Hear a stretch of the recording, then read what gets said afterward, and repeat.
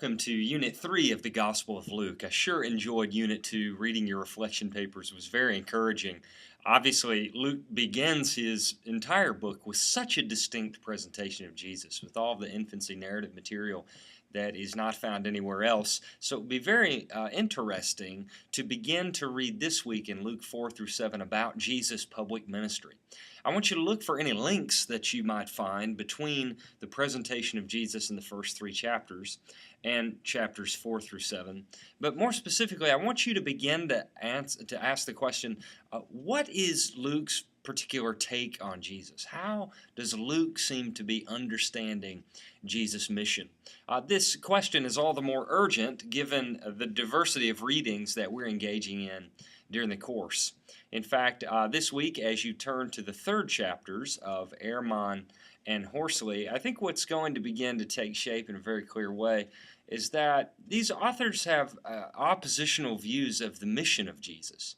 I would suggest that Ermon's understanding of Jesus' mission is essentially ahistorical. That is, Jesus is such a disconnected apocalyptic who believes the world is about to end, that history is almost unimportant to Jesus in Ermon's view because it's about to all be over.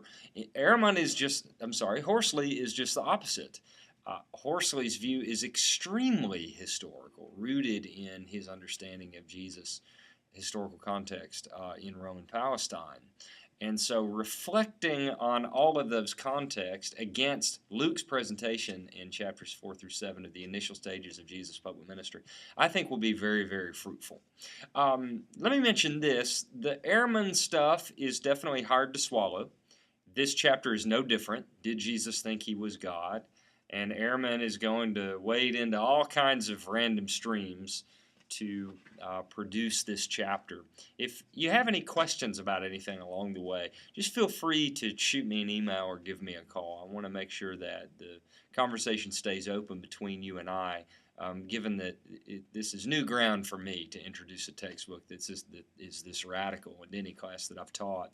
One example is Ermon's going to make the claim in this chapter that Jesus sees the Son of Man as someone distinct from himself. This is a very old view among the first couple generations of historical Jesus scholars, and it's essentially out of date because the Q material, which is the best material we have, definitely understands the Son of Man to be Jesus. And so there are lots of points in the Ermon reading in which I have, unfortunately, kind of an artificial leg up, having done research on the historical Jesus for some time now. And if you get stuck, I think I can easily walk you through the contours of that conversation.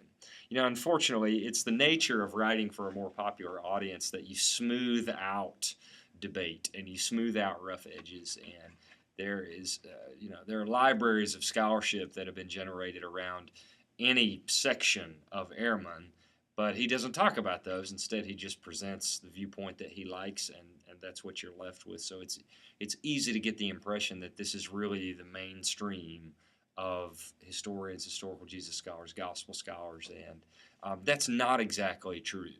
It's much more complex than that. So, long way to say something really simple. If you could benefit from a conversation over any of the things you're reading, that is what I'm here for. So please do keep that in mind. Okay, let's talk about the work this week. Once again, I'm going to foray into some new territory here. Rather than simply asking you to reflect on the readings, I'm going to ask you to choose 4 different passages from Luke 4 through 7. They can be a healing narrative, the temptation of Jesus, the Sermon on the Plain, anything like that. And I'm going to engage you in 2 forms of analysis. The first we're going to roughly call form critical analysis. I want you to find material that is also in Matthew and Mark, and most of it is, by the way. Obviously the temptation, Sermon on the Plain in Matthew and Mark, healing of the paralytic, healing of the leper, all this is synoptic material, and I want you to compare Luke's telling of that particular story or teaching with Matthew and Mark. Be in conversation with the green commentary, but I really want you to start to make conjectures about how Luke is specifically shaping his material. I think you'll find some pretty interesting alterations that Luke makes in order to do something specific. So this is always fruitful stuff for studying Scripture.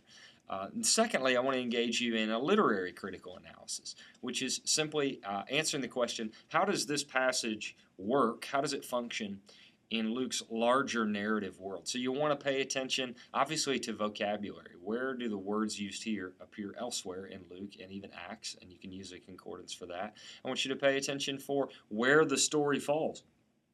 Where is it placed in the story, and does that matter?